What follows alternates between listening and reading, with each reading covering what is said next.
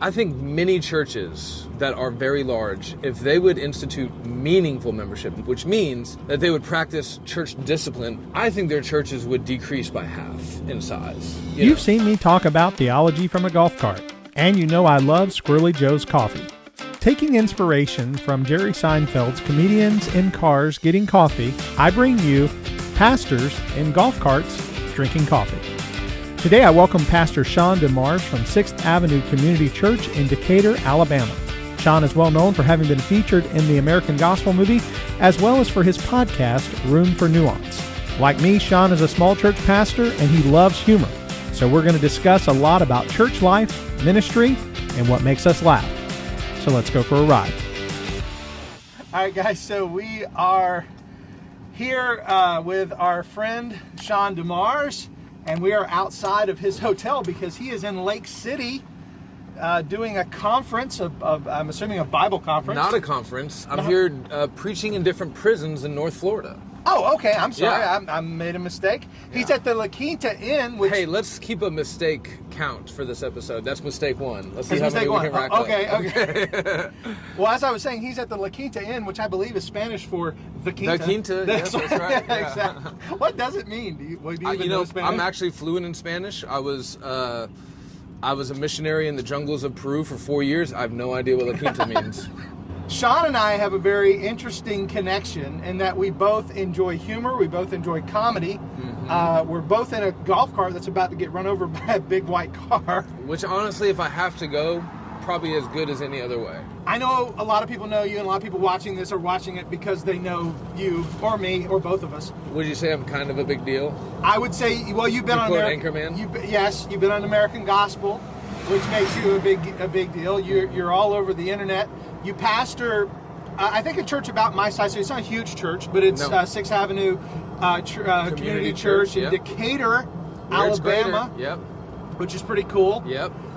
So if you could just for a minute, give a quick background for those who don't know you. We're talking about, when you got saved, and I know it's a long story.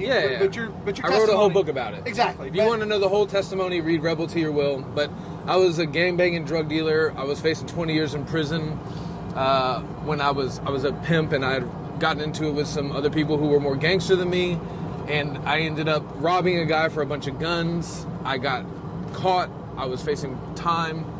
I got accepted into this program where they preached the gospel. I got saved in that program. That was 20 years ago. I got wrapped up in the prosperity gospel because the first church that I tried to go to after I got saved didn't know what to do with a guy who had gold teeth with vampire fangs, So the first person to disciple me was in the prosperity gospel. God used a John Piper video to lead me out of the prosperity gospel. And I spent 5 years in the military as a combat medic, 4 years in the jungles of Peru as a missionary. And now I'm the pastor of 6th Avenue Community Church, a church revitalization. Started off with 17 members. It was a tiny, dying church. By God's grace, now it's as healthy as, any church probably can be this side of heaven. Well, praise the Lord for that. You're also a podcaster. Mm-hmm. You have the Room for Nuance podcast. Mm-hmm. I thought about calling this golf cart ride "No Room for Nuance." I love it. There's no nuance. Not today. You recently were on with Doug Wilson and Jackie Earl Haley. Who's that? No, I'm just kidding. The guy who was with him, bald guy. Joe Rigney? Yeah, Does he look like that? Do you know who Jackie Earl Haley idea, is? dude. You don't know who Jackie? Yeah. But Jackie Earl Haley is like this little guy, but he comes across very tough. Okay. And he's bald. Okay. And I said Joe Rigney is that guy. That's hilarious. He's the Jackie Earl Haley. He also played in the movie Bad News Bears. Remember the movie Bad News Bears? I'm lost Dude, again, bro. You're killing me. And I'm kind of a movie buff. Well, back in the day, there was movies called Bad News Bears, and it was about this team that was just awful, the baseball team. Okay. Sorry. Tell me about this 80s movie. Go ahead. Keep going. I'm going to take a sip of my Diet Mountain Dew on that. Oh, by the way, this is Pastors in Golf Carts Drinking Coffee, but my friend Shawn is too good to drink coffee, so he's drinking Diet Mountain Dew. No beer, no coffee, no water. Only Diet Mountain Dew. Diet Coke if I have to. Well, just to remind you, this show is brought to you by Squirrely Joe's Coffee. You can see it on my hat. I'm not drinking Squirrely Joe's right now because I'm an hour and a half away from the house. I wasn't able to bring any with me, so I'm drinking Love's Coffee, but it's not as good. Squirrely Joe's Coffee is the best. as you sip that, you're thinking in your mind, I wish this was Squirrely Joe. That's right. Yeah, that's right. I'm pretending it is.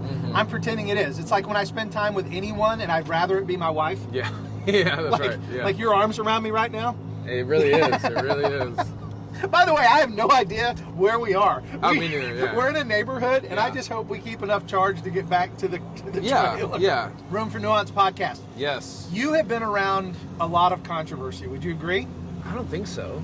Okay, let me back this up. Okay. I'm telling you, you've been around a lot of, I was asking a question. Dude, let's just go up this road. Let's explore. Let's explore. Yeah. Okay, all right. But noise. Hold on. Okay. All right. So you've been around a lot of controversy in the sense I've been around so much controversy. Thank you. Okay. Well, I mean, like you did the debate. It was Rebecca McLaughlin. Yeah. Yeah. You've had a lot of people on your show that have said things on your show. Room for Nuance. I mean, the Lig and Duncan thing. Oh yeah. Which he mentioned abolitionism and that. Yeah, that's right. It was a big blow up. Yeah. How do you see where do you see yourself in sort of the landscape of evangelicalism? Yeah. Are you a Reformed Baptist? I'm a Reformed Baptist. Do you feel like I like to say that I'm more Baptist than most Baptists. Okay. So is your church 1689 Reformed? No, You're not no. confessional, just... Well, yeah, I don't know. Do you want to talk about that, or do you want to talk about the controversy stuff? Well, it's kind of leading into that. All I'm right. sorry. It's okay. No, You're a better interviewer than me, so you're like interviewing the interviewer. I do what I can. Except for this, you make people hold the SM7B, and I will never forgive you for that. The SM7B, yes, I do that. That's a $400 microphone. Oh, It's the meant- microphone. It's meant to go on the stand. I know, but do you know why? Yes, because it's meant to drive me crazy. You do it that's just why. to make me mad. That and we had a church fire where our studio was, and so our studio burned, and so now we don't have. But don't feel bad about that. Don't feel bad about my studio burning to the ground and me having to do the best I can with what I got in the midst of my suffering. I was going to ask you about the church fire. I had no idea that's the reason why you're Yeah, we had a really great studio. It was designed. Yeah, it was amazing. Now, hey, a little story. Al Mohler, in my interview with him, refused to hold the microphone. He was a great guy, great guest. He gave us way more time than we deserved. But when he sat down, we said, hey, you're going to hold that microphone. And he was like, I can't do that. We said, why not? He said, well, I learned from Roger Ailes, I think, a political strategist guy from the 60s. Never talk with a microphone in your hand. So we didn't have a mic stand. So we found a roll of duct tape and took a little table there in the Southern Seminary Library and rolled like an entire roll of duct tape to get the microphone stuck to the table so that Al Mohler could do the interview without using his hands. Is it on camera? Is the duct tape on camera? No, you can't see it. Oh, yeah, man. Yeah. Did you at least take a picture? It's in my mind. Okay. And I only You came in deep that time. You kind of came at me. It made me a little nervous. I might go for a kiss later. Oh, you better not. No, but in a strictly platonic way. Well, greeting one another with a holy kiss. Is a little awkward. Brother. I did invite you to go do jiu-jitsu with me. You did. And wrestle. If there were a way. Which is it's weird. Jiu-jitsu? Yeah, I mean, I had a guy sweat in my mouth the other day. That was not particularly pleasant. Yeah. Okay. Yeah. Where do we even go from here, right? So we are everywhere and nowhere all at once. Yes. Back to the controversy. Yes, stuff. controversy. Okay, so you. Here's how I think about it. You're a Baptist. Yeah. Where do you see yourself? I see myself as the pastor of 6th Avenue Community Church. That's the thing that I get up every day and think about, and I go to bed most nights thinking about, is pastoring my local church. Oh, we got a guy with a tiny dog here. And when I'm not doing that, I'm in the jails preaching, or I'm going to rehab centers and preaching, or I'm teaching Bible studies here, or I'm writing on a book that I think will be edifying for the church. So like you asked me earlier, what's going on with the Megan Basham thing? To be honest with you, brother, I don't really know. I'm not on Twitter. I've heard she's upset with me. I issued an apology for speaking out of turn about her in one of my episodes. It was, you're talking for 2 hours, you bring something up, you don't handle it with the care and the nuance that you should. It happens. What are you going to do? Take your ball and go home? No, you just go, oh man, I screwed up. I shouldn't have said that. I issued an apology. Maybe she hasn't seen it. Maybe she has. She doesn't think it's sufficient. But I've been in a prison for the last 5 days straight preaching the gospel. So people go, I had somebody text me just this morning, hey, how are you doing with the whole Megan Basham thing? I'm like, I'm great. I'm about to go preach the gospel to people who are going to spend the rest of their lives in prison. that is just sort of filling the frame of my mind. And other than that, I just don't really know. Even when the stuff happened with Lick Duncan and people were mad at me for interviewing Doug Wilson, some people were mad because of Lick Duncan, some people were mad because of Doug Wilson. Yeah, I don't know, man. It just doesn't really faze me. Yeah, that's interesting that you mentioned the juxtaposition between Wilson and Duncan. Because you're sitting down with two different, vastly different, maybe we say camps. Yeah, I think so. Right? Wilson's obviously got a camp. He's got a whole city. Yeah. Right? He's got about a quarter of the city. Okay. and Lig's been around, since Moses. But like I said, you brought up Megan. I didn't bring it up, but I did talk to you before the show. Yeah. Megan's a friend, and I asked Twitter. I said, "Can you tell me what you want me to talk to Shawn DeMars about?" And she, of course, because we're friends, she's like, "Well, talk to him about me." Okay, so is it like a really big thing on Twitter? Is it a big blow up? The definition of big thing on Twitter is, does it come across my feed, right? Because that's brother. How you know something's big. Well, Megan is my friend, and you're my friend. Okay.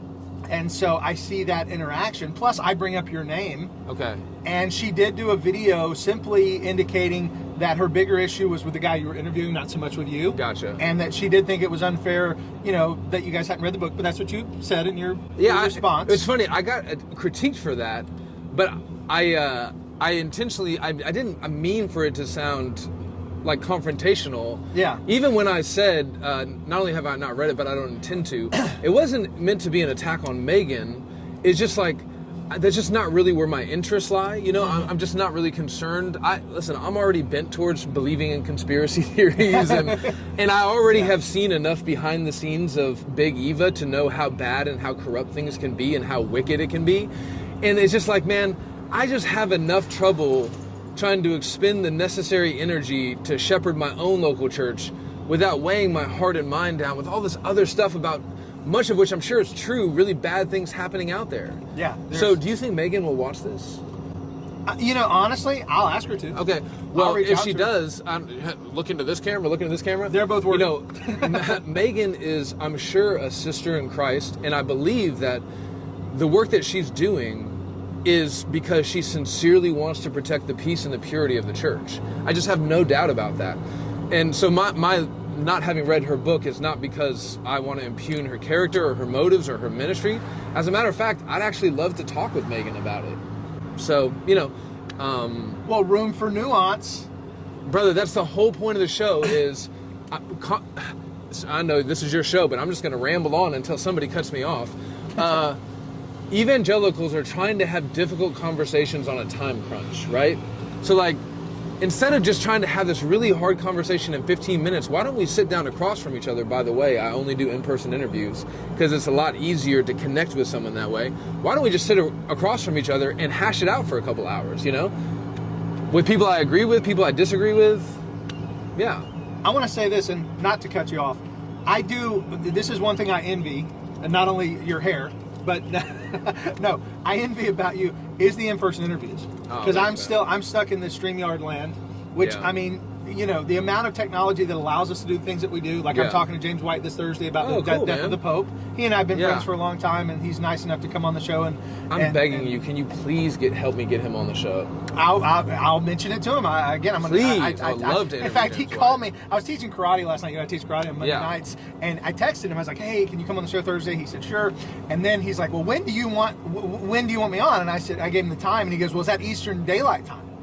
And I didn't know the difference between Eastern Daylight and Eastern Standard. I have a doctorate. I didn't know the difference. What? I didn't know the difference between Daylight and Standard Time. I didn't know what he was asking. Wow. And what was funny, nobody in the room did either. All these people I'm around, and he ended up calling me. I was teaching karate, and he's like, "Answer your phone." So I step out of the class. I answer my phone, and he goes, "Do you really not know what time zone you're in?" Wow. I'm not a smart man. James White is one of my heroes. I mean, the brother's ministry over the decades has proven so faithful. Yep. And everybody's ministry hits a couple of bumps in the road. Mm-hmm. You get bogged down in controversies. But who's been more faithful than James White? Yeah. So thankful for him. Yeah. Moving into, and I'm glad Which said, I'll definitely reach out to Megan, because I think that's what you just said makes the makes sense in regard to what your show is. You're wanting to talk to people. You're wanting to talk through the difficult things. Yeah. You do these live interviews. Do you fly to these places? So we don't have many monies. So I don't have many monies either. I have many little monies. So, I have less than little monies. I hear you, brother. So what we do is we will either go somewhere where we can do several interviews, or when we fly somebody in, we'll do it in such a way that we can double dip, get them to do a presentation for pastors or preach for our church. Okay. So that, it's smart. more bang for your buck. Yeah, that's right. That's a good idea. And it's just like, the one and only time James White has preached in my church was because he was preaching at several other churches in Florida. Yeah. Right? It makes sense. Right. When you're coming from Arizona to come to Sovereign Grace Family Church, which is 100 people, and we're very limited as far as our resources. Yeah. But if you can do Orlando and Jacksonville and Lake City and all these other cities, So like if James White said, "Hey, come out here so you can interview me and Jeff Durbin, and then I guess anybody else out there," we would do that because you get 4 interviews out of one visit. I think that's worth it. Sure. Yeah. Sure. I do want to move into the humor stuff. Damn it. Sorry, you guys can't see this, but I got him. Yeah. Okay, go ahead. Okay, all right. So, you wrote a book on humor, and as I said early on in the ride, you and I both have this desire to be funny. Maybe that's the wrong word. We both are funny. I mean, I just think humor is such a gift, brother. That's right. That's right. I'm going to be talking about that. You and Michael Foster. He's coming on the show. Is he? Yeah. Awesome. Lord willing. Well, Michael is having me out at his conference in August. It's Great. the Blue Collar Confessional, and he wants me to talk about the value of humor in the Christian life. Love it, man. Which was never something I thought would be a topic I would address until 2 years ago, or a year and a half ago, when Yuri Brito had me out. He's with the CREC. Okay, yeah. And he had me come and speak to his men on the value of humor in the Christian life. So since then, that's sort of become a topic. But I want you to give me your answer, because I've been asked this many times. People say, well, what's the value of humor in the Christian life? Yeah. I want to drive on that golf cart, but I don't know if that's... Dude, I think you definitely can, and we should, because it'll get us off the road. Okay. Yeah, there we go. But do a little Yui down here and then go on the golf. Yeah. Break the rules. What if they say, well, you're not part of the golf? Then we'll just leave. That's so smart. Okay. So, there you go. Intelligent and funny. All right. Don't forget handsome. Everyone always forgets handsome. I didn't forget. Total package. Okay, so what's the value of humor in the Christian life? Okay, here's a sliver of an answer, okay? Now, I'm about to nerd out on you a little bit. Is that okay? Yes. Okay. In the beginning, God created man in his image and likeness, and part of that is we're called to exercise dominion over the earth, right? And one of the ways that we do that is we apply technology to creation, right? What is technology? It's just technique, right? We use our minds and our hands and tools to shape and to fashion creation. Look at it, says private property, golfers only, no trespassing. Did you bring your golf clubs? Yeah. I brought my guns. You see? Oh, I thought you had a real gun. This is Florida. Everybody has a real gun. Yeah. Okay, so I think that technology also applies to the thought life. I think we can shape and fashion words and concepts and ideas in order to increase the glory of God on the earth. And one of the ways that we do that, you have, theology, philosophy, the natural sciences, all that. I think another way that you can do that is humor. I mean, think about the way that humor works and what it is. I mean, have you read Nietzsche on humor? I have not. Okay, it's the worst. Okay, somehow it comes back to you envying your father's penis. But am I allowed to say that? Or are you going to edit that? No, that's fine. No, it doesn't. But it's really a terrible. I would have said phallus, but go ahead. Yeah, there you go. Which is Latin for penis. So again, now we've said it twice. Yeah. I'm gonna let this card go. Yeah. I think when you, for example, subvert someone's expectations. Let me give you an example. When you say penis. Yeah, right. Or there are two fish in a tank. One looks at the other and says, "How do you drive this thing?" Nice. Right? Well, nice. You're thinking fish tank, but now it's an Abrams tank. Well, that's a subverted expectation. And the playfulness, the creativity there creates joy in your heart, okay? Yeah. And I think that's a good thing. I think it's a God-designed thing. And I think Christians need to not be so afraid of it or uninterested in it. I think it's a gift. Now, Scripture does have a lot to say about humor that is used poorly, right? I mean, let us not use coarse humor like the way the world does. Okay, well, let's not do that. And by the way, that is usually, if I'm going to mess up with my speech, I'm going to probably cross that line. So I got to be on guard. But, you know, man, I wrote this book on humor because I want Christians to read a theology book that they can laugh with. I think that's possible. It started off as a book trying to do a theology of humor called Funny for Jesus. But then I actually shifted it and I used it to tell the story of our church revitalization. So here, C.S. Lewis says that beauty gets past the dragons. Yeah. Right? If you can make something beautiful, you can get past people's defenses. Well, I think the same thing is true of humor. Sure. Right? If you can make something, isn't that what Dave Chappelle does? Isn't that what all the best stand-up comedians do? You've got your guard up. You have very strong held convictions about this, that, or the third, but they make it funny and somehow they got their point past your defenses without you even realizing it. That's right. So I think you can do that in theology. And I think, and that raises one of the things that I talk about when I go and talk about humor, is I talk about humor's ability to overcome the objections that are normally intellectual. Yeah. You know who the number one person that young people were getting their news from about 10 years ago, and it's starting to come back now? The person who was the most trusted in news, and it was about 10 years ago? Who?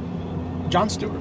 Oh, yeah, that's a long time ago. Wow. Yeah, but you understand, when he was at the top of his game with the Daily Show. Yeah, that's right. He was using satire. Which was a comedy news program. Mm-hmm.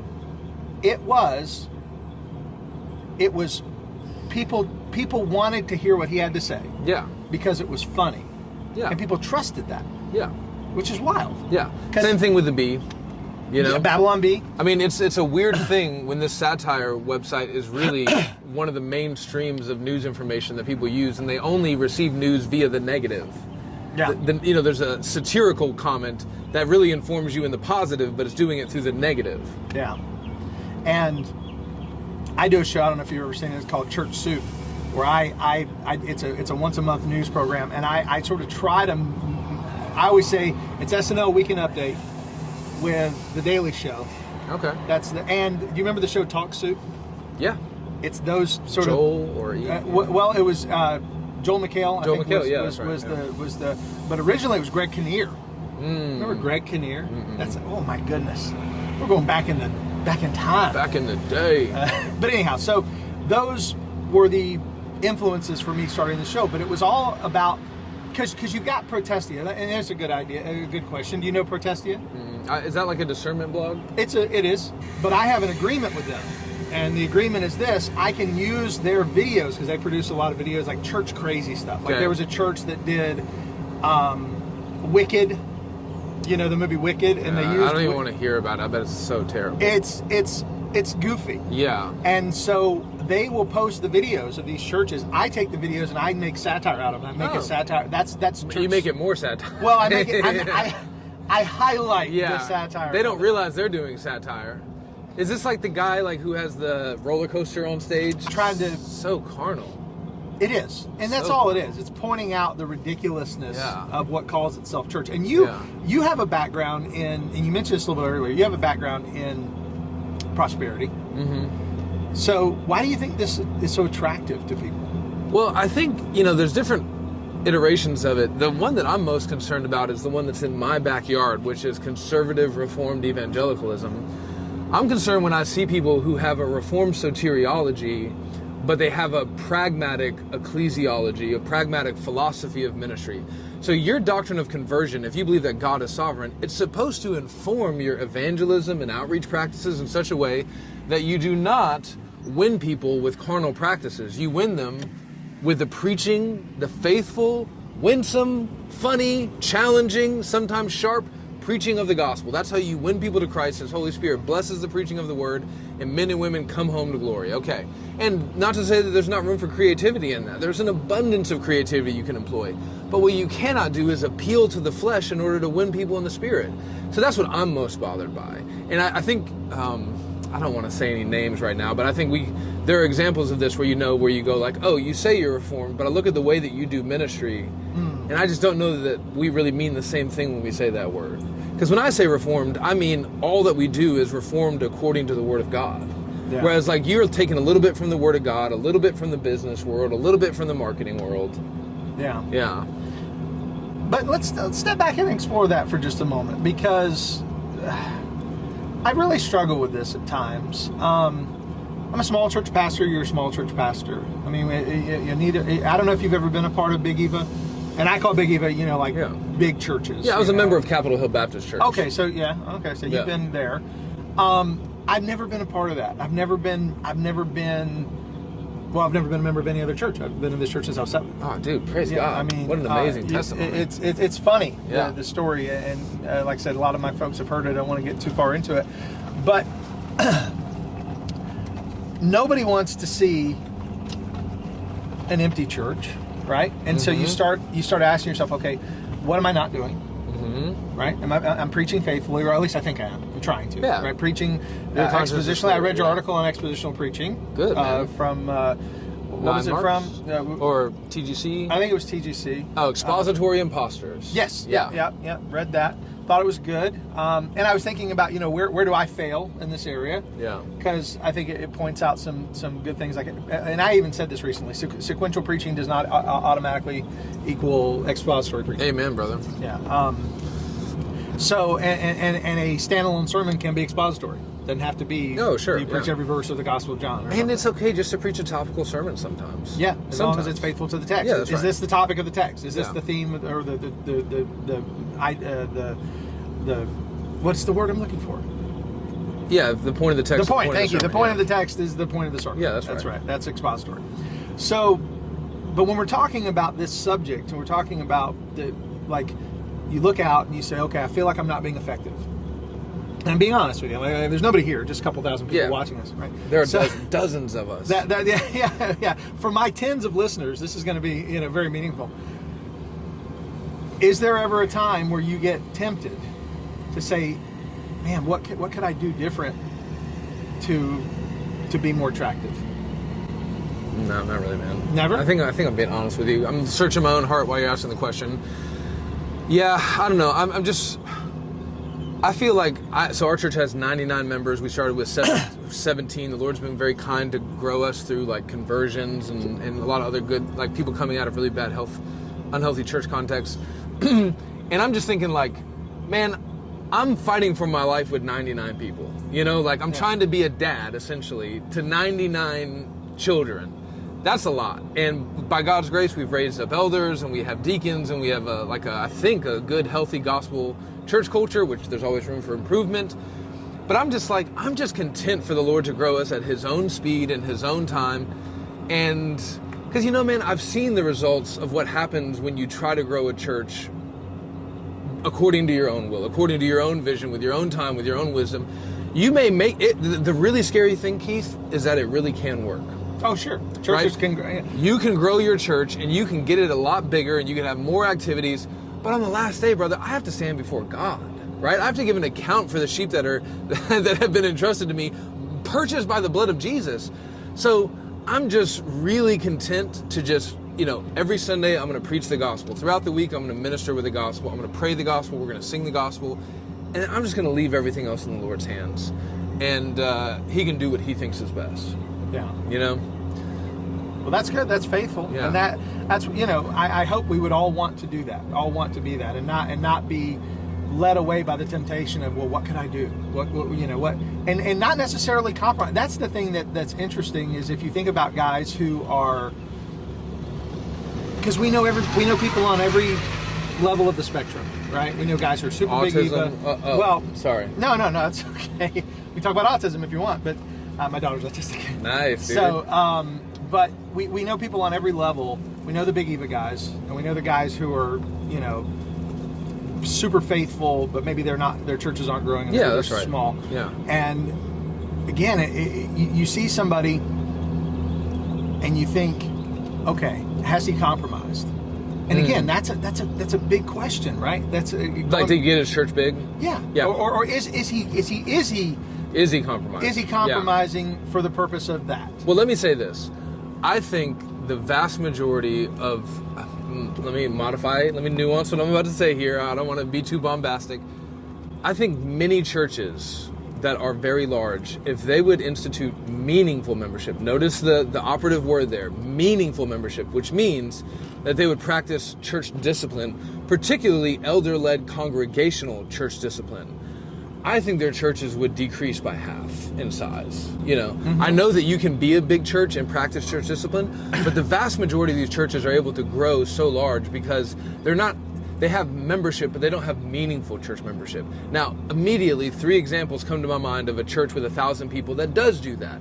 Yeah. But they're the exception, I think, that proves the rule. Yeah. Yeah. I posted this last night on Twitter.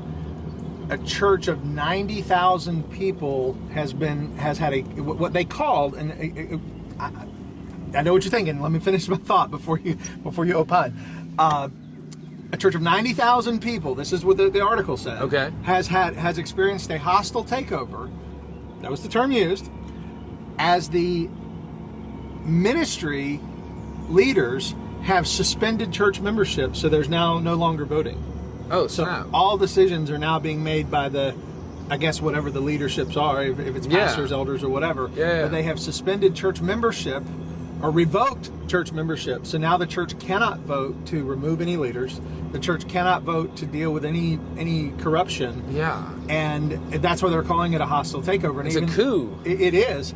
And first of all, my initial response to that was, 90,000 people. That's not a church. No. That's a rural county in Florida, right? Yeah. It's 90,000 people. I believe a church is one assembly, so I don't think multiple services or multiple sites is a church.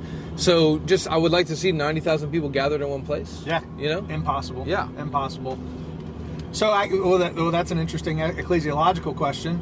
And that is the question of multi-site churches. Mm-hmm. All right, so a church with a multi-site campus. I've already given my opinion on this on the show. People know I'm a huge non-fan. Not a huge non-fan. Yeah, huge non-fan. Yeah. But you're saying it's not a church. Yeah, I'm saying it just is not a church. So when you read even some of the best people when they talk about multi-site stuff, and there have been a lot of guys that we love and admire who have done it, but many of whom have backed away from it, by the way, they say that a church is shared leadership, shared vision, and shared budget, right? I would say that according to Scripture, what makes a church is a gathered assembly in a covenant, okay? So the word ecclesia literally means gathering, okay? So you can't say we have one church in 2 locations, because what that means is you said we have one gathering and 2 gatherings. Yeah. It violates the law of non-contradiction. So what you can have is you can have 3 different churches with a kind of unhealthy ecclesiological structure in place where you're trying to govern them more like an Episcopalian church model. Yeah, well, you got your bishop is your guy coming through the Yeah, TV. that's right. Yeah, exactly. But what I don't think you have in that instance is one church in 3 locations. I just think ontologically, in the very nature of the thing, it's not possible. Yeah. Yeah. And that's what I made a joke about this in one of my denominational skits. It was I was making fun of Hana Cosmos.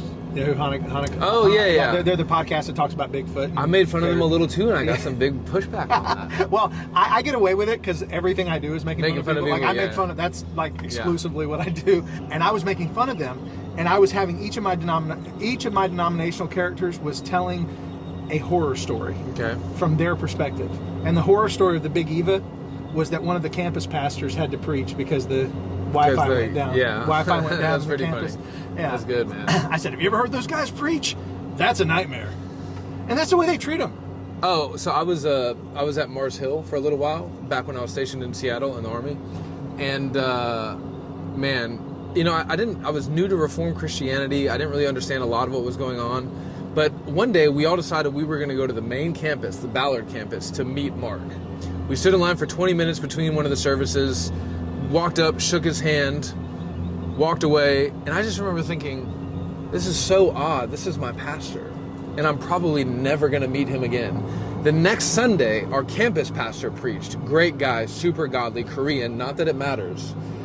It totally matters. He preached a very okay sermon. And I remember in my heart just thinking I was just like, I'm sorry. Yeah. That's the most pleasant bird I've ever heard. And I was so bummed. He preached an okay sermon. I walked away just going, I'm so sad I didn't get to hear Mark preach today through the screen. And then years later, I look back on that and I'm like, how tragic it is that I thought that this guy was my pastor. He loved me. He was there for me. You know, he was the guy you would have went to if you had a miscarriage or something. He was the guy. And you know, man, one of the reasons why he probably wasn't a very good preacher is because he never got the reps in, which is another reason why these models are bad, because they don't allow you to train up men. So we have 3 other guys in our church who are like moving towards full-time pastoral preaching ministry. And our congregation just knows you got to let them get their reps in. They're young guys. They're not good at first, fine, but they're going to be faithful. But, I mean, our associate pastor, when he first started preaching, he was just okay. You know? I wouldn't want to join his church and hear his preaching every week. And now, whenever he preaches, I'm blown away. But the only way it happened was he preached like 30 mediocre sermons to get there, you know? That's right. Yeah. I'm 1,500 sermons deep. Wow. In sermon audio, and that's the only reason I know is because we've been with sermon audio since they started. Wow. Like we started with them. I didn't know that was still a thing. They merged with Bob Jones, and it has affected, I think, some of it. I mean, we still use them. But the reason why we use them primarily is because we have a library. Again, we have over 1,500 sermons on just about every topic that could be addressed. If somebody asked me, well, "What do you think about this?" I can say, "Well, here's a link." So that's cool. Nice, and it's easy to search. So I give a shout out to Sermon Audio for that. At least there's a ton of information out there on Sermon Audio. Yeah. But at 1,500 deep, I'm still learning. Man, I learn all the time. Yeah. And trying to get better. I do think and this may be something you could speak to as a pastor. Do you see preaching as a craft and something that you want to get better at? Yeah, it's a skill. It's part art, part science. You know, the science is the exegesis. The craft is the rhetoric, not the kind that you hopefully put your trust in. Paul speaks pretty strongly against that. You get good at using illustrations. You get good with introductions. You figure out, I preach poetry different than I preach history, different than I preach epistles, and and then not only that, but like you have to grow in your knowledge of your congregation. Right? Because I'm not preaching into the ether. I'm not preaching for evangelicalism. I'm preaching for my people. And my body is a dynamic, moving, changing thing. And so I'm always having to improve so that I can stay in sync with the people that I'm ministering to, you know? Yeah. And that's the one part of it I think a lot of guys don't think about, is that you are communicating. And I've been doing these little short videos on just how to be a better communicator. Good. And I said that. I said the most important thing when you preach is you're faithful to the text.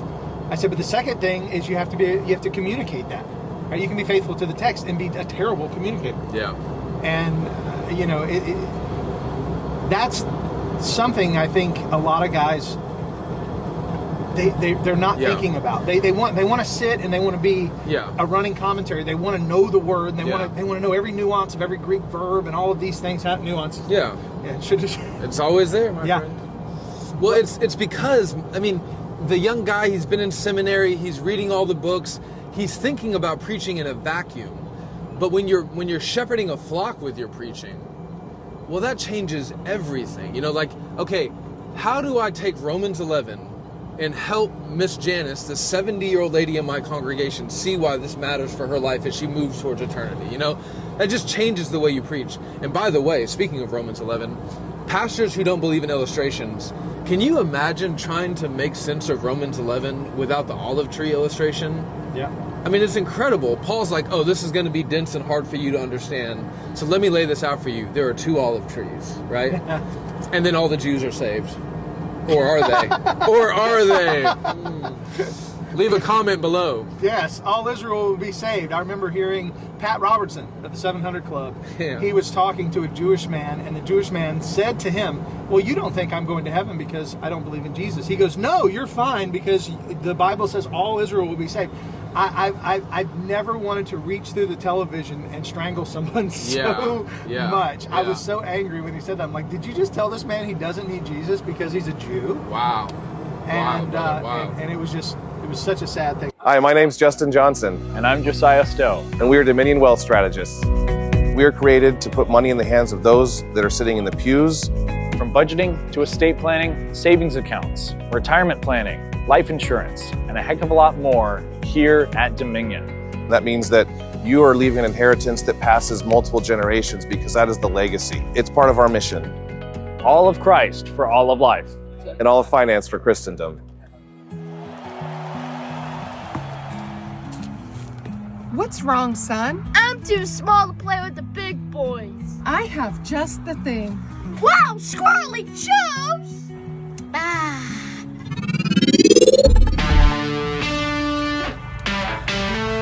Oh yeah! Let's play some ball! Wow! Let's play some ball! Wow! Let's play some ball!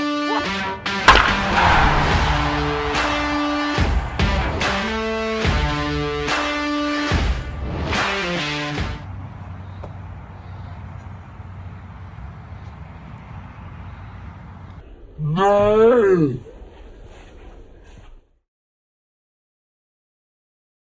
I want to continue the interview, but in a different way. Okay, let's do it. All right. So this is the after ride. We've talked about ecclesiology. We've talked about controversy. You've groveled at the feet of Megan Basham, which was awesome. Yes. I repent And in the you've dust. invited her on your show. Yes. Which I want to tell you, Megan, if you do go, you both have to mention my name at least 3 times.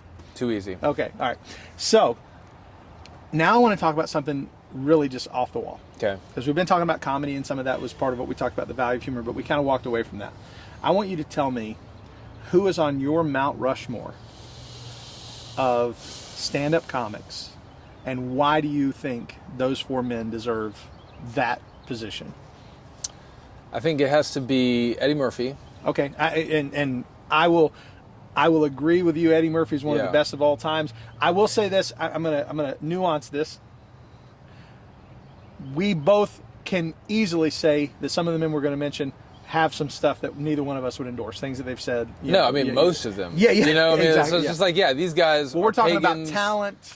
And just the ability to make someone laugh. I think there is a sense in which Christians with a strong conscience can evaluate these high-level communicators who are kind of creating the zeitgeist as well, though. Like, they not only shape the culture, but they're speaking. Like, if you want to know where the culture is on something, pay attention to the stand-up comedians, because that'll give you a pretty good sense. And I know I sound a little like whatever when I say that, but I mean, I'm not trying to be weird, Mr. Where's the Gospel in the Transformers movies. It's just like I think they are in a sense in like a prophetic priestly role in a pagan secular society. Yeah, so Eddie Murphy, Delirious. My mom was in many ways a very bad mother, and she let me watch Delirious, and I probably watched it 100 times growing up as a kid. It's just every bit in there is classic. Then do you know who Stephen Wright is? Dude, Stephen Wright is one of the best one-liners of all time. You don't have Mitch Hedberg unless you have Stephen Wright. And you did a stand-up show and you sent it to me. Yeah, that's right. You did a Mitch Hedberg joke. Of course. You did that. Yeah. And I was like, that's a Hedberg. And you did the Dr. Acula. I did no jokes original to me. I went up there and I did all the worst deadpan dad jokes. That was my bit. My bit was I don't have a bit. Oh, okay. I'm just going up there and telling a bunch of terrible jokes. I did a show last week, 40 minutes, stand up. Yeah. And I'm learning how to do it because I really think it's a craft I want to know how to do. Yeah. Obviously, preaching is my main passion. That's what I want to do. This is what God's called me to do. But I enjoy communicating. Yeah. And I enjoy making people laugh. 2 minutes of the show, maybe 3, Okay.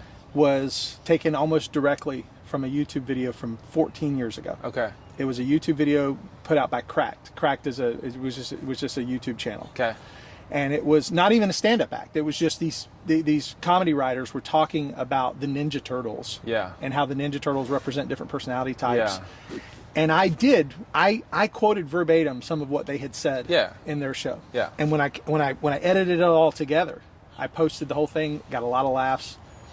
I don't know. What did you end up doing? Did you end up taking it down? Well, took it down? I set everything to private, and I'm still I'm thinking of deleting it all. Yeah. Because I just it was affected my conscience. Because Did you feel guilty about doing it when you did it at the stand-up thing? Honestly? Yeah. A little bit. Okay. When well, I was doing yeah. it, because I'm remembering what they said, and I said, this is funny, and you know, you're in the...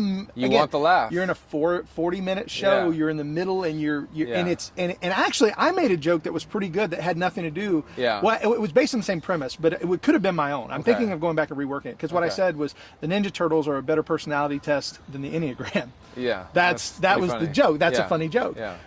Obviously, they didn't talk about Enneagram. That wasn't even a thing, like Yeah. 14 years ago on crack.com. Yeah, that's right. But this is, so my wife and I talked about it. So I took it down. And I think I Yeah. will just leave it down. But Yeah. I've thought about, should I make an apology? Like even this conversation, should I yeah. come out and say, yeah, I did two minutes of my show was, I would just post this because I think it allows people to see you sort of working through it. You know, a lot of this stuff is not immediately as ethically clear as people on the internet oftentimes think it is, and you're a human and you're trying to work through it in real time. And if you think you messed up, you did the right thing. You took it down. If you feel like you need to apologize, do that. But like, man, so going back to the Megan Basham thing, I spoke about a book that I hadn't read, and I didn't do so with wisdom. Okay, so what do? I think it was just really easy for me to apologize. I mean, it sounds like me. It sounds like something I would do. I said something stupid in the moment I shouldn't have said. People who know me well know this is a common Shawn occurrence. So I'd really just apologize and just kind of get over it and move on, you know? Yeah. Yeah. So that's kind of where I'm at. But Yeah. I didn't mean to interrupt the conversation No, about yeah. but it's funny. I heard the other day, I was listening to Damon Wayans. Okay. Remember Damon Wayans? Yeah. Keenan Ivory Wayans, In Living Color, all those guys. Yeah, Major Pain. Yeah, absolutely. Damon Wayans was stand-up. He was actually a really good stand-up back in the day. And he talked about how Robin Williams stole everybody's jokes. Oh, yeah. He said- He got punched once in a nightclub for doing that. I didn't know that. Yeah, he got punched right in the face. Well, Pow, right in the kisser. Somebody said his manager would go around writing checks.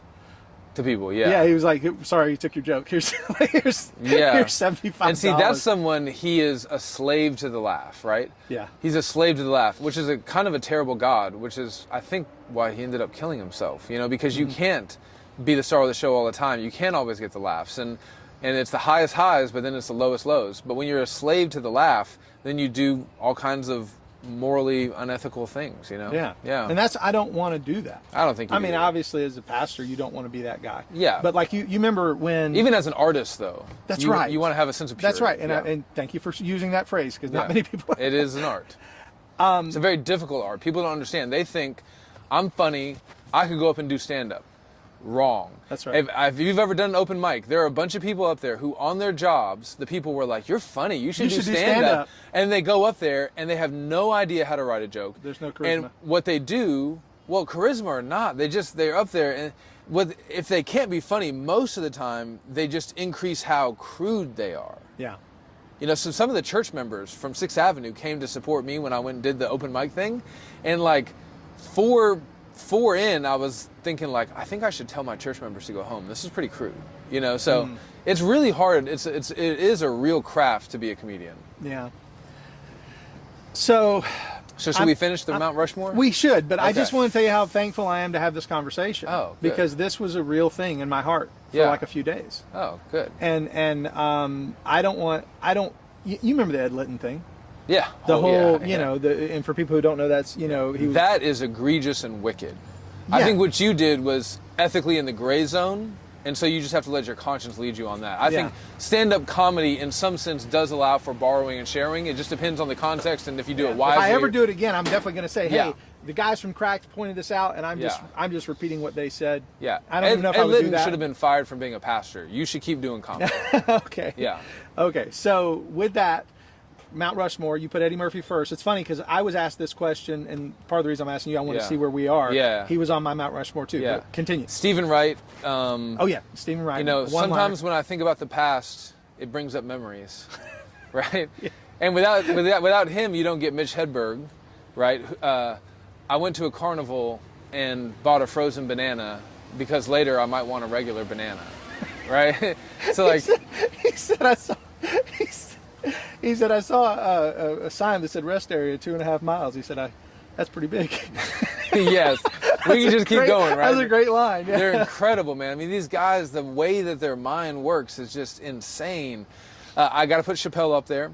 I think it would have been premature several years ago, but I think he's grown and matured as an artist. And you don't have to love all of his stuff equally, but at the end of the day, when every stand-up comedian says he's the GOAT, it's like when every basketball player says that whoever you think is the GOAT, right? Like, or if they're always in the GOAT conversation, he's got to be up on the wall.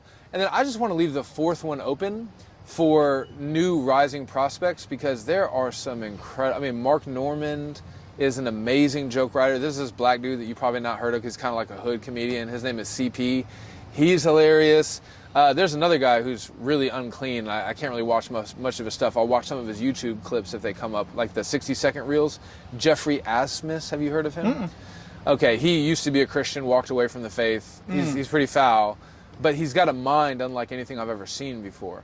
So I just want to leave that fourth one open to see like what this next generation is going to produce, because we're in a stand-up comedy resurgence at the moment. Yeah. And there's so much talent out there. I'm going to ask you though this, because you put like a lot of guys on your fourth thing, like you said, open. You left it open to different guys. All right. So if I were to ask you on your fourth one that you could watch with your family, I think the go-to answer is Nate Bargatze. Mm-hmm.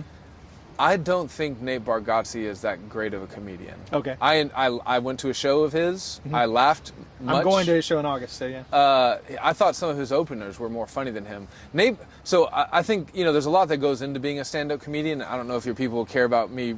No, this is what we're talking about. This is the after show, right? Yeah, So we're just chatting. So some of it is, like you said earlier, it's natural charisma. Some of it's timing. Some of it's emphasis. Some of it's just writing really clever jokes. I think my favorite style of comedy is guys who just have the ability. I mean, they hit you with bits that you just never saw coming. I mean, it's just so like there's this clip going around right now of this guy who says, I'm thinking about giving my kids testosterone. Right? He's like, I love sports. I want my kids to grow up and be. Okay. He's like, I'm thinking about giving my kids testosterone. And then he goes, because if you can block hormones, why can't you add hormones? And I'm not my delivery is not as good as his delivery. Yeah. But I'm like, that is a great bit. Or Norm Macdonald, who could be on the fourth there, but he's I think better in other contexts. Yeah. He says he's talking to Jerry Seinfeld, and he says. They say that the worst part about the whole Cosby thing was the hypocrisy, right? And Jerry Seinfeld, Jerry says, well, you don't think it is? He goes, no, I think it's the rape. Right. A lot of rapists. That is not funny, but it's most rapists aren't walking around going, I'm proud to be a rapist, Yeah. So whatever that is, that's my favorite kind of comedy. Yeah. Some people, though, they don't write bits. They are just naturally funny. These are like the Kevin Harts of the world. Yeah. When they get a microphone in their hand and they start talking, their charisma sometimes can make you bust a gut. But for me, it's exhausting. I can't watch an hour of Nate Bargatze. I just can't do it, man. Oh, okay. So, I know I'm going to sound like a hater. No, it's all right. And what I really don't like are a lot of these Christian stand-up comedians. You just mentioned Christian comics. Yeah. Okay. All right, so thoughts on John Crist before I begin? Well, I know he had a pretty significant moral lapse. I hope he's doing well. I hope he actually knows Jesus. I don't know if he's actually regenerate or not. But I've seen some of his clips, like his reaction clips on YouTube. I think those are funnier than a stand-up. Yeah. Yeah. Yeah, I think There's another guy, Trey Kennedy. He does all these little skits. I think he does stand-up too. I think his skits are funnier than a stand-up. Is he the guy who did that song where he, Be Our Guest? I don't remember. He's the one who does all like the middle schoolers reacting to their mom. You mentioned Bargatze not being one of your favorite guys. I like him. I don't think that he's the best speaker. I think he ums a lot, which I find interesting. Yeah, but it's weird though. It's kind of part of his cadence. It is. It's part of his cadence. It works for him. It works. Yeah. He does make me laugh. I'm going to go back a little ways. Okay. Because when I did my 4, I put somebody on there that a lot of people would probably think, well, that's just because you're a redneck. Okay. Right. Like, I mean, I drive Jeff people. Foxworthy? That's right. Yeah. But I put people. No, he was a good comedian. But the other thing, he sold more albums than at his height than anybody had before, even Bill Cosby. Oh, he's a sleeper. People don't realize. Amazing. You know how rich that dude is? Man? Oh, dude, and he lives in Atlanta in a double wide. I don't know if he lives in double wide, but I know he did at one point. Might as well. Because he talked about it. But he kept the mustache. Didn't have to. He could have got a rich guy's facial hair, but he kept the mustache. That's, if somebody said, who could you interview? Yeah. That would be somebody. That would be awesome. Because he's a, like I have like my top interview, and that's another question I'm asking in a minute. Like who haven't you interviewed that you want to? Yeah. But if people ask me, okay, what, like who are some people that you'd want to interview? And obviously there's the theological people. Yeah. Like there's people that I'd love to interview. And there's people in my mind I'd like to interview that are not even necessarily that big, but just like meaningful to me. Yeah. But like comics. Yeah. I want to know, because early Jeff Foxworthy was a little scatological.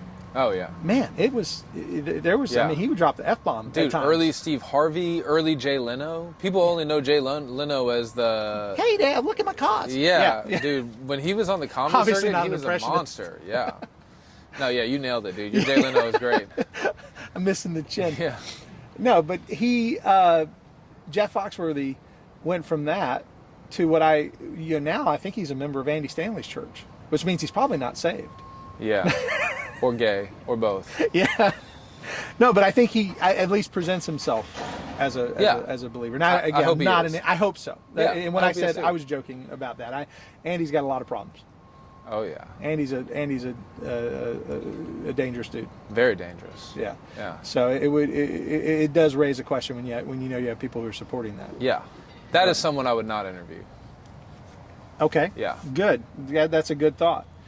I never even thought about it. I thought about interviewing his son.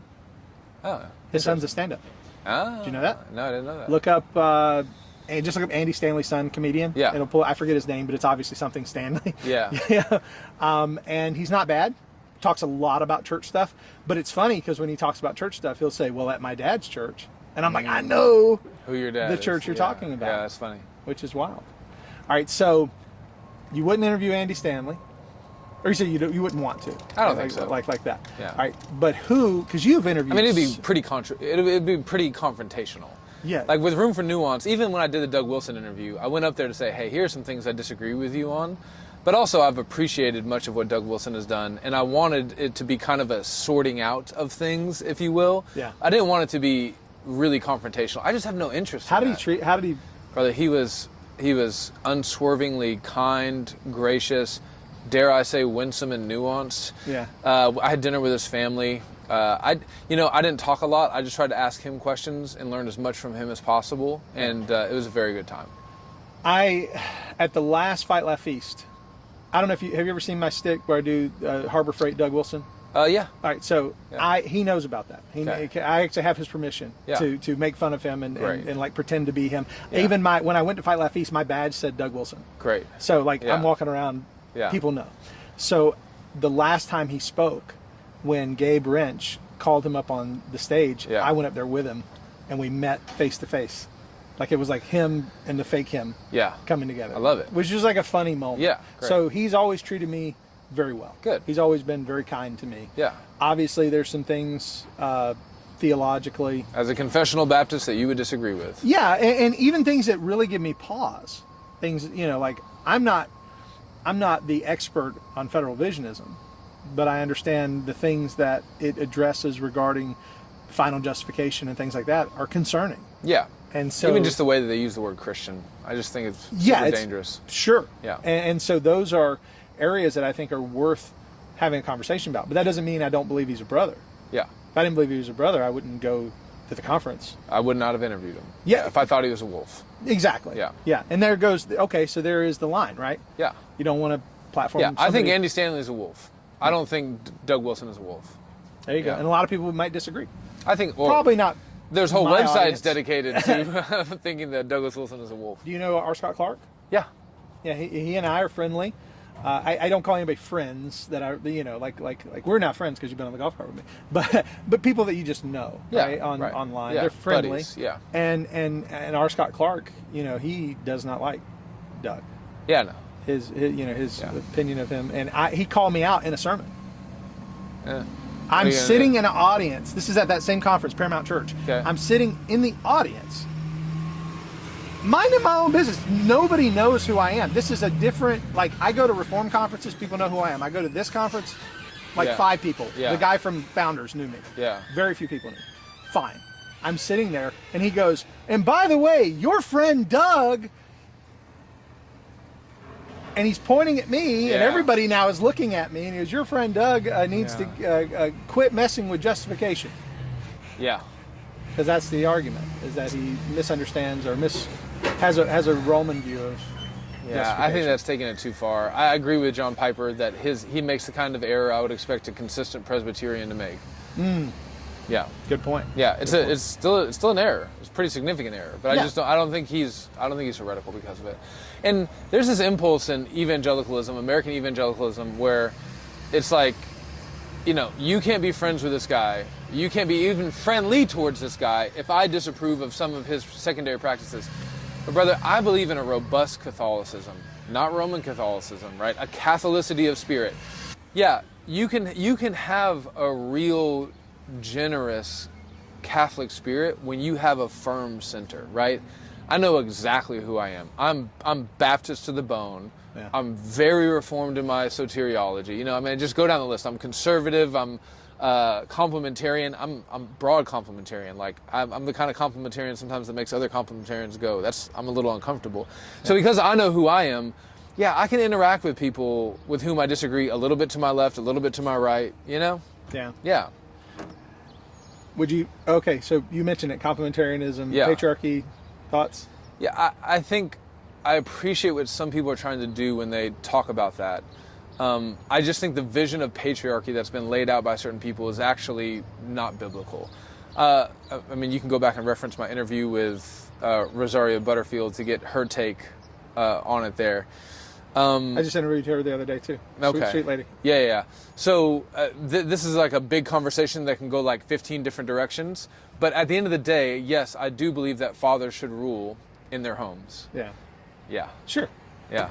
All right. So, people you haven't interviewed that you want to? It's never going to happen. I whisper a wish into the wind every now and then. But John Piper, just because he's my all-time hero. Okay. Mark Dever. I feel like he's fallen on hard times lately. Yeah, but not in heaven. No, not in the courts of heaven. Among, because 15 years ago, when 20 years ago now, daggum. Yeah. When I was becoming reformed, right. Going John through Piper was the way. Yeah. And everybody respected, even if they didn't understand the language of things, like when he would talk about Christian hedonism. Christian hedonism came across the ears very harsh. Yeah. People didn't like that term. Yeah, I think, his book on what is saving faith has gotten him into a little bit of trouble in weird academic circles. I read the book. I understood his argument completely. I think it's well within the stream of traditional Reformed views of faith, Turretin and others. I think this whole clip that went viral. Yeah, where he's talking about Hebrews and John Piper can fall away. I think when people say John Piper's not truly reformed, it's preposterous. I think when people say that John Piper is a legalist or whatever, I think most of the people that say stuff like that are slouching antinomian. Have you heard that phrase before, slouching? Robert Bork, the former U.S. Supreme Court judge, wrote a book about America called Slouching Towards Gomorrah, right? It's the idea that we're not turning and running headlong into it, but we lean in that direction. There are some ministries out there that they're not antinomian. They're not Tullian Chivigian. So John Piper may have fallen on some hard times. I think his writing is better than ever. I think his preaching is better than ever. I think his partnership with Kevin DeYoung for the Coram Deo Pastors Conference is incredible. Listen, John MacArthur is still bringing him out to do shepherds conferences, okay? So I don't think the guy's compromised. And Desiring God is bigger than ever. Yeah, I think John Piper is actually about to hit his fourth wind. Okay. Going into his 80th decade. Eighth decade. How old is he? 70? Yeah. He's 800 years old. Old Methuselah Piper, they call him. Yeah. Methuselah Piper. Now, it's interesting. He wrote a book a long time ago, and it was a critique of new perspectivism. Yeah, N.T. Wright. And it was called Counted Righteous in Christ. Right. And I remember reading that book, and because the argument was, obviously our sins are imputed to Christ, but is his righteousness imputed to us? Yeah. Or is our faith counted as righteousness? That was the argument Yeah. that was happening, right? What is counted as righteousness? Is it Christ's righteousness imputed to us? Which obviously I believe that it's not my righteousness, but double Paul says imputation. Yeah, exactly. And he makes such a great argument for that in that book. Yeah. But that's the question now that people are having. And I'm like, well, if I go back to this book, I can see what he believed. Yeah. Has his beliefs changed? I don't think so. No. But Yeah. that's what I would point people to. Oh, yeah, absolutely. Yeah. Yeah. So I would love to interview Piper. I would like to interview Mark Dever, but I don't think he's ever going to do it. Just because you left his church and now he's mad at you? Yeah, I think he's actually just trying to avoid most interviews, but, and to be honest with you, it hurt my feelings a little bit, because I look up to him a lot. He discipled me as a pastor, and I've tried not to take it personally, but I'm just insecure enough, and I want him to be my dad enough that his refusal to do the interview has hurt my feelings a little bit. But then, We're being very honest today. I think so. We can say this is pastoral catharsis. Oof, yeah, get it all out. Is Yeah. this okay? I think it's okay. We're sharing it. I think it's good for people to see us being weak and vulnerable, not in an unwise feminine way, yeah, but just not feminine being or honest. imprudent. Yeah, I didn't grow up with a dad. I'm 38 years old. I'm a husband. I'm a father. I'm a pastor, et cetera, et cetera, et cetera. And there's still a part of me that, like, when I see a stronger, wiser, godlier man, I'm like, will you adopt me? And you got to be careful with that, because you don't want to smother people with your expectations that are unrealistic for their life. Sure. Now, back to interviews. I'll tell you what gets me most excited are the interviews where I talk to people about resources that are less widely known, but are absolutely incredible. And then I find out that people are getting put on. So, for example, Katie Faust. Have you heard of her? I've heard the name, but I don't know. I interviewed her about her book on children's rights called Them Before Us. This book is amazing. It's a complete paradigm shift. The audiobook is excellent if you do audiobooks. Anyways, I interviewed her, and several thousand people now know about her book and these ideas that they did not know about before. That gets me pumped up. I did the AI sex robot interview. I don't know if you've heard about that. You've interviewed the robot? Yeah, not the robot. Hey, there's a guy who wrote his PhD on the future of Christian ethics because of the advent of AI sex robots. And you think, well, I mean, come on, man, are we really going to be dealing with that in the church?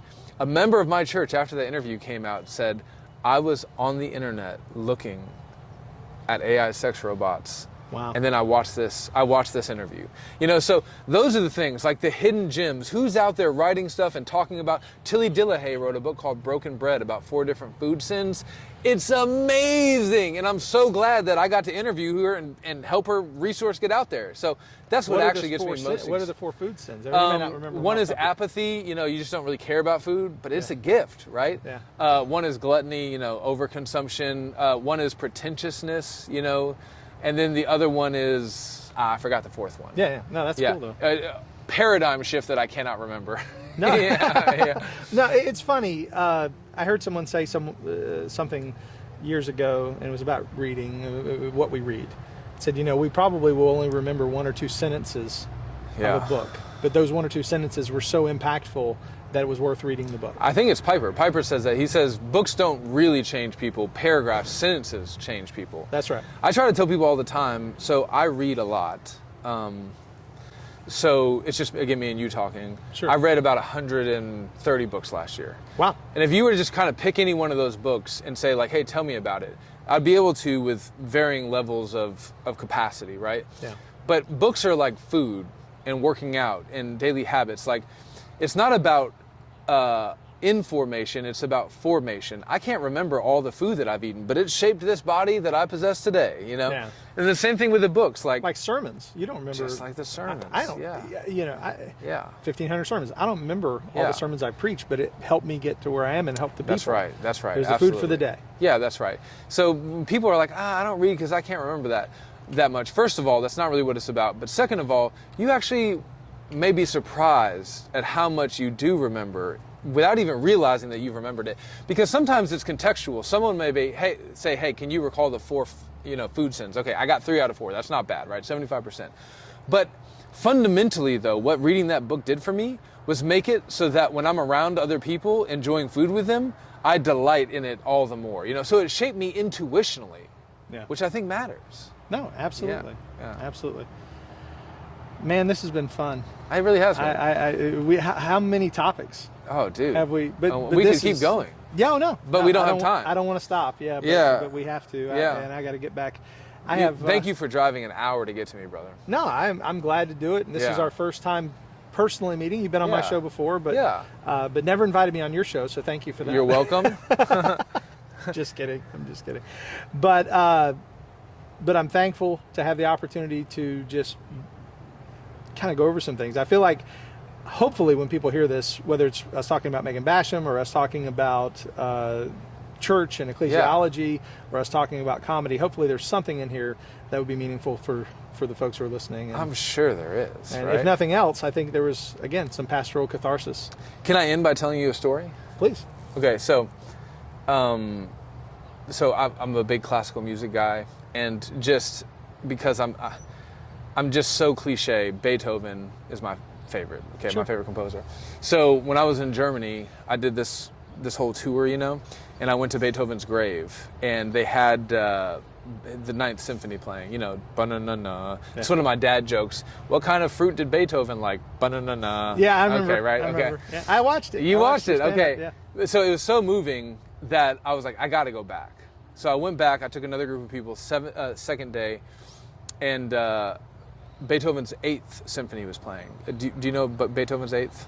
Just remind me. Okay, well, it's lesser known, but it's equally beautiful, equally moving and powerful. It's a shame just nobody knows about it. And then because of a strange circumstance, I ended up going back a third day, a little bit later, and they were playing Beethoven's 7th Symphony, and that's when it hit me. This guy's decomposing. Why did I not remember that? Because that was in your act. It was. Yes, okay. All right. Great. All right, guys, thank you for hanging with us for this long. And I don't know how much is going to be edited or how much is actually going to be included. Leave it all in. That's right. But anyway, guys, I want to thank you for watching the show today. Again, remember that this show is brought to you by Squirrely Joe's Coffee and Dominion Wealth Strategist. There'll be a commercial during the show for both of those guys, so definitely check them out. If you like this, there's a lot more on our channel, and you can go and hit the subscribe button and find out when we put new videos out. We put 2 or 3 new videos out every week, along with shorts just about every day.